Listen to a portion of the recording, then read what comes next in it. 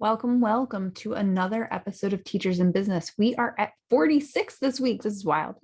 This week, we are going to talk about how to stop procrastinating. Okay, friends, we all procrastinate. And so if you are someone who really procrastinates, especially when it comes to new, scary, risky things that you have put pressure on yourself and you're like, this is really important, or things that you're thinking like, these are really hard, this episode is for you because we're going to talk about 3 really simple hacks for stopping procrastination really right in its tracks. These are strategies specifically built for business owners like you who are not just wearing all the hats, but are also constantly. So here's the thing that happens with business owners. If you're a solo service-based entrepreneur, you're wearing all the hats and you're constantly like collecting new ones. You're constantly trying on a new hat and being like, does this one fit? Do I have to wear it? No matter what you're doing, you're constantly like picking and pulling from new things you could be doing. So not only are you always wearing 12 hats, but you're always trying new ones on to see if they fit. So running a business and working to grow it all at once is a lot. So sometimes we procrastinate. It's fine. The strategies today are really meant to help you take action and move forward. They are built for people running a service business, doing all the things. Since I have a teacher background, they very much come from my teacher background. And if you have a teacher background, they'll probably resonate even more so. And the whole point here is for you to be moving forward, even when things are scary, risky, challenging, and you just might fail. And like, hey, friends, spoiler alert here, failing is one of the strategies. I know you're not going to like it, but that's where we're at. So before we start, this episode is going to publish on October 19th. It is 2021. This month, I have 2 more sessions of the webinar I'm running, the free webinar I'm running this month called the Teacher's Guide to Growing a Money-Making Business. If you haven't signed up, I'm going to link the webinar link, the sign up in the transcript. You really ought to. It's great. I keep the more I add to it, the more I play with it, the more I practice it, the more I deliver it to people, the more I'm like, oh gosh, this is so good. It's really the 4 steps you need to build a money-making business from wherever you are now to wherever you want to be. So please, please, please follow the link, come join us at the webinar, come live so that you can ask all your questions and get these steps, because they're really helpful. It's not that you don't know how to make money. It's that you just don't have a process that works for you. And I can give you that process. So first, let's jump in. Let's talk about procrastination.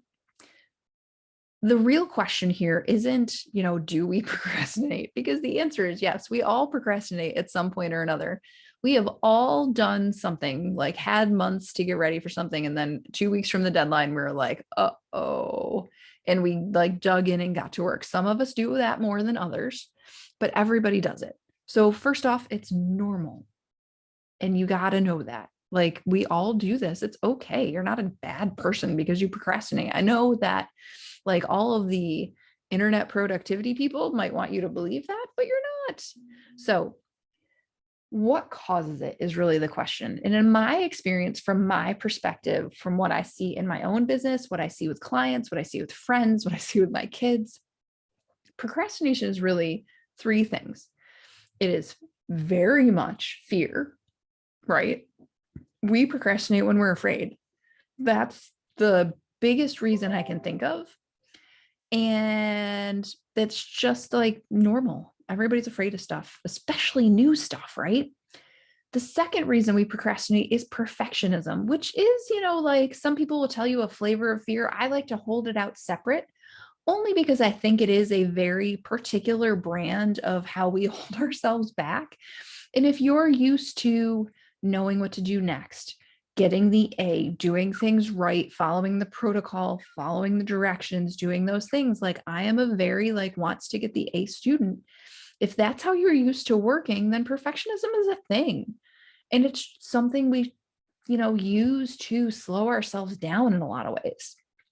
And then the third thing that I think really creates a lot of procrastination is the unknown. And again, like that's fear. So it's really just fear again. But I think the idea of what we don't know is a lot of time what pauses us, what steps us back and lets us go like, meh, I'm not ready to do this yet. Even though we're ready, we don't, our brain is like, I don't, it holds us back. It's like, you know what, do the laundry first. No, but you could do this other thing. Why don't you write your post before you do that? Why don't you do this thing for a client before you do that? There's so many things we put first when we know the thing that really matters. And that's the trick. So procrastination actually, like for me, I don't think procrastination holds us back so much. It's not the thing that's going to stop you from your dreams, because procrastination, like we get there eventually, but it does slow you down. So if you're not happy with the pace at which your business is moving and growing, and you know procrastination is a part of the equation, well, this is something to work at, right? To shift. The other thing today is we're not going to talk about productivity here in this podcast.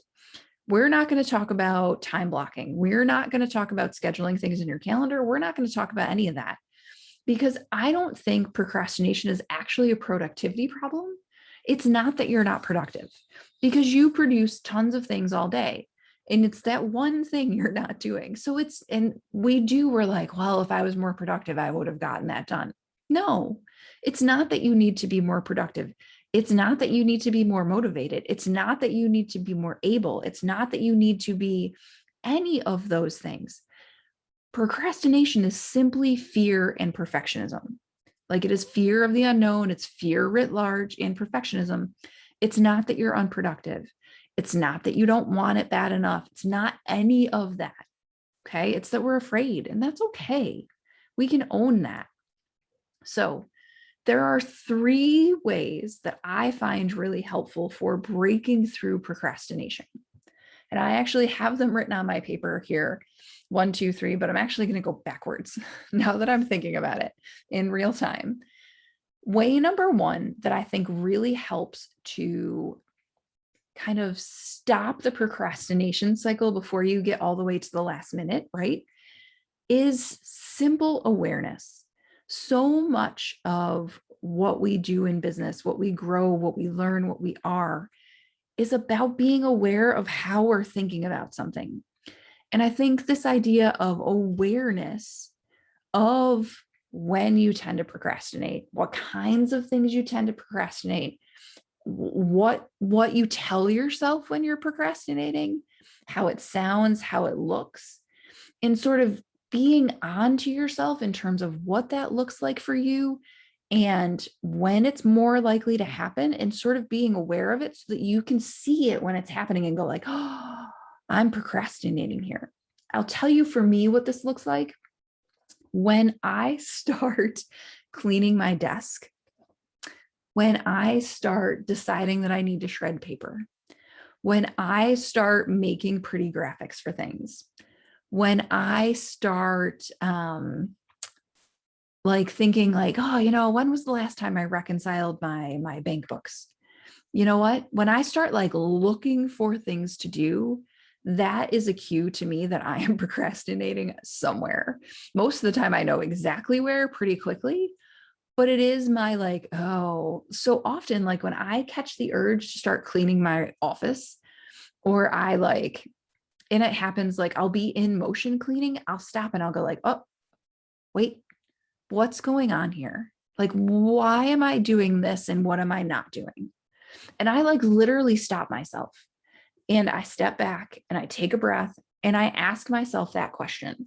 Sometimes I do it in a notebook in my journal. I would have people like who want to tell you that that's the way you have to do it. Like sit down, grab your journal and a pen.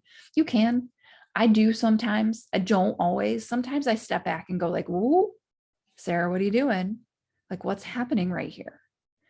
And just that awareness alone, I think, helps me move forward so much more effectively. It speeds up my process because I didn't spend a whole half day procrastinating, because I realized what was happening 3 hours before I had spent 3 hours cleaning, and went like, oh, wait, what is it that I'm not doing and why?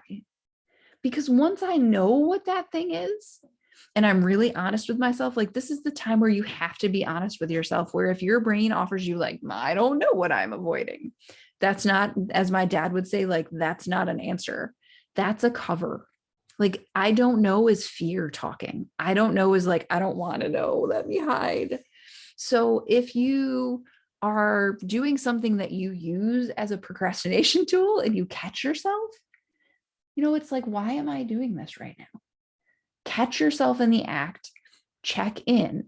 And it could be that you sit down, like I've done this for myself, sit down tomorrow, sit down later today, and make a list of the things that you do that you tend to do when you're procrastinating. Make a list of the things you tell yourself when you're procrastinating. Make them explicit so that you know them. It's like when I was a classroom teacher, my first year, I did a lot of cooperative learning techniques with kids. And I used them, throughout my teaching career, but I used them a lot very early in my first couple of years. And a lot of what you learn in cooperative learning texts and those kinds of things is kids are more able to collaborate, to work cooperatively if they know what it looks like and sounds like.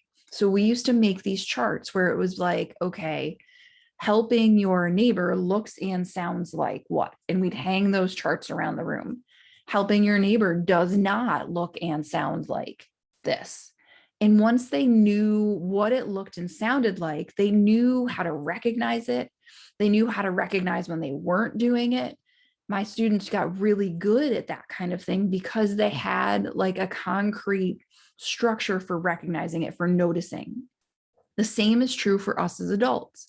So if you say to yourself, okay, when I'm procrastinating, it looks like and it sounds like, and you just sort of have it tucked away somewhere, even just writing that list out and acknowledging what it looks and sounds like when you're procrastinating, lets you then next time recognize, if it happens to be cleaning your desk like it is for me, the next time you're cleaning your desk, you might go like, oh, this is a procrastination behavior. Like, what's happening here and why? Okay.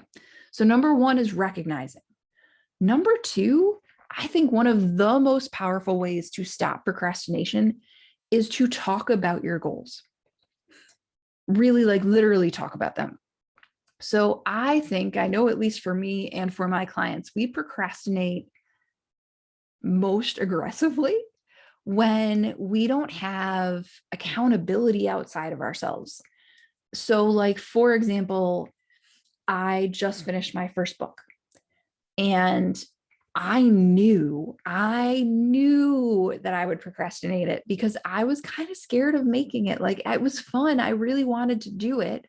I was excited about it, but also like it's new. I didn't know what I was doing. I wasn't sure anybody would like it. Like all of the fears, like what will people think of me? Who do I think I am? All of these things. And so what I did was very actively, publicly, in a lot of ways, share my due dates that I was setting for myself with other people. So like the coach I work with knew what my dates were. I have a couple of friends who knew what my dates were. My husband knew what the dates were. I talked about them regularly with people. It was like, you know what? The content of the inside of the book is going to be done by August 30th. Like, it is going to be done before we get to September. And did I still procrastinate? Yes. Did I take all of August 30th and finish it? Yes. But did it get done? Yes. So September 1st, I sent it to friends, and I had said to friends earlier, like September 1st, what I'm going to do is I'm going to send you this to review so that you can take a look and give me some feedback. I have some people that volunteered for it. I said to them, you know what, I'm going to send it September 1st, and my goal is to have revisions done on September 15th. And they all knew, and I had already told them, so I had to make good on it. I had accountability. And, that is not the same kind of accountability as time blocking or as putting it in my calendar. Like, I actively and publicly like told people what the plan was. And, people that I knew that would be like purposefully like up in my stuff about it. One in particular, who is a client of mine, who I said, like, these are my dates, this is what I'm doing. And she would be like, so how's it going?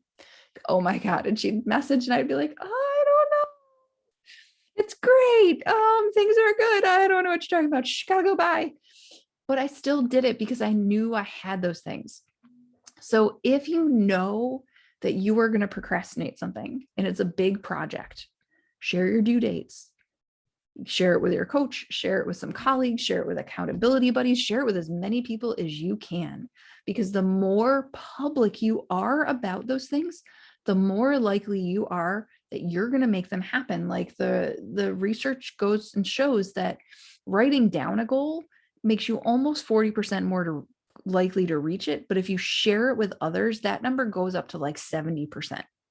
You're 70 plus percent more likely to hit a goal that you share out loud with other people for accountability. This is the same kind of thing. And so if you're thinking about a big project and you're benchmarking it, think about how to make it public, who to make it public with. Think about your biggest cheerleaders and the people that you're like, hey, put this in your calendar and check in with me. And like, whenever I ask friends to do that, they're like, okay, they get all excited, because for them, it's just like, send a text to Sarah and see where she's at. And for me, it's like, oh God, she's going to ask me. And they always do, because, you pick your people carefully.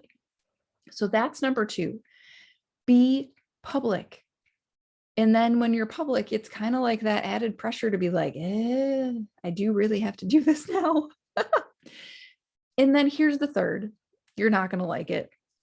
It is, I think, especially when we're procrastinating out of perfectionism, the only way I know, and I'm sure there are others, but one of the most effective ways I know to keep moving is to fail. There is no success without failure. You cannot have one without the other. So when you're like, oh, I'm really trying to do this right. Oh, I really need to spend a little more time on this before it's, good enough. The answer to both of those things are no. No, you don't. Go do it now.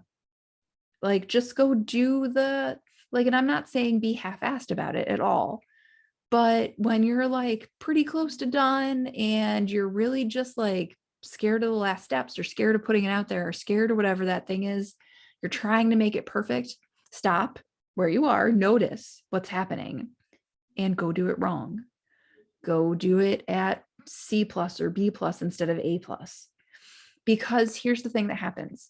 The more often you do that, the more you short circuit that process of perfectionism, and you teach your brain that if you go do this thing before it's perfect, you will not die. And that's really how we move forward, especially in the business world where a lot of it's new a lot of the time. We have to teach our brains that we're not going to die when things are scary, like no dinosaur is going to come and eat us. It's okay to have it flop. It's okay to have nobody notice what you just did. Because really, like in the business world, we're trying to get people to notice us. So the worst thing that happens is you make something, you do something new, you try something, and nobody looks at it. Guess what? Nobody was looking at it before you didn't do it, right? Nothing changed. You lost nothing and you gained practice. So when perfectionism is stopping you and fear is like, go fail at it. And I know that is easier said than done, but I promise you, I live that. My podcast is a good example. Like the first couple episodes, I was like, this is just what I'm going to do. I'm going to go ahead. I am now running a TikTok account for my business. And I will tell you, the first video took me 2.5 hours to make.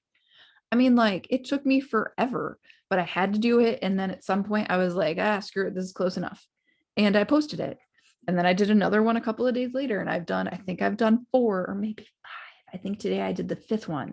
But guess what? Like, I cannot give myself too much time to think about it, because they're not going to be perfect. And I have to go and do them wrong so that I can go to learn, do them right. The only way I can get feedback from TikTok, from the coach I'm working with on it, from my friends and colleagues, from the TikTok world writ large, is to do them and have them go nowhere. It's fine. It's okay. But it is really, truly like how this works. So go flop. Go have nobody answer. Put it out there. See what happens. You never know. But unless you put it out there, It can't be. Like, it's okay to be afraid, but it's not okay not to do it. And if you need help, it's okay. Like, you can ask. This is what we do. If you need accountability, you find a buddy or a coach or something else. So, friends, if you're a procrastinator, now is the time to go like, okay, I'm going to work on this. You are not going to stop it entirely. You cannot be rid of procrastination completely. It is going to happen. But what you can be is aware of it. You can be out loud about it, and you can decide to jump before you're totally ready. Like, those three together really do make a huge difference. They will not stop procrastination entirely, but they will move you forward faster. And that's really what you're trying to do. You're not going to ever stop procrastinate again. And there's nothing wrong when you do, but you can make the cycle happen faster. And that's really where the business success comes in. That's how you make more money in a shorter period of time. And that's really what we all want, isn't it? Okay. So, like I said at the start of the show, please, please, please join us for the webinar. There's one this week on Wednesday. There's one next week on Tuesday. So the 20th and the 26th, they're both at 3:30 Eastern. It is just the 4 steps you need to create a money-making business as a teacher. Really, it's amazing. And then if you are procrastinating, if you are stuck in this loop of perfectionism, if fear is driving everything you're doing and you're like, oh, I can't get out of my own way, coaching is the answer. Please, friend, I know exactly how to get you through this. I know how to stop the procrastination with accountability. I know how to help you fail and learn that it's not going to kill you. In fact, it's going to make you stronger. I know how to help you learn to check in with yourself and be totally on to your own stuff so that you can get out of your own way way, way, way faster. If you want to talk about coaching, and I'm sure that you do, when you become a client, we will move you faster than you are moving right now.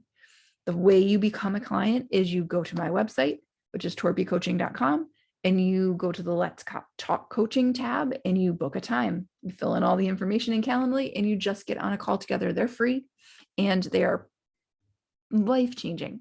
Just had a client recently make a whole bunch of really important decisions about her business just in that first hour. And like, everything is different for her now, just in 60 minutes. So can you only imagine what she gets in 6 months? Thank you guys for listening. If you're feeling crazy and you want to leave a review for the podcast on whatever platform you listen on, Apple, Spotify, whatever it happens to be, this is part of how other people find it. And I would so much appreciate your support there. And next week, we'll have more to talk about. See you then.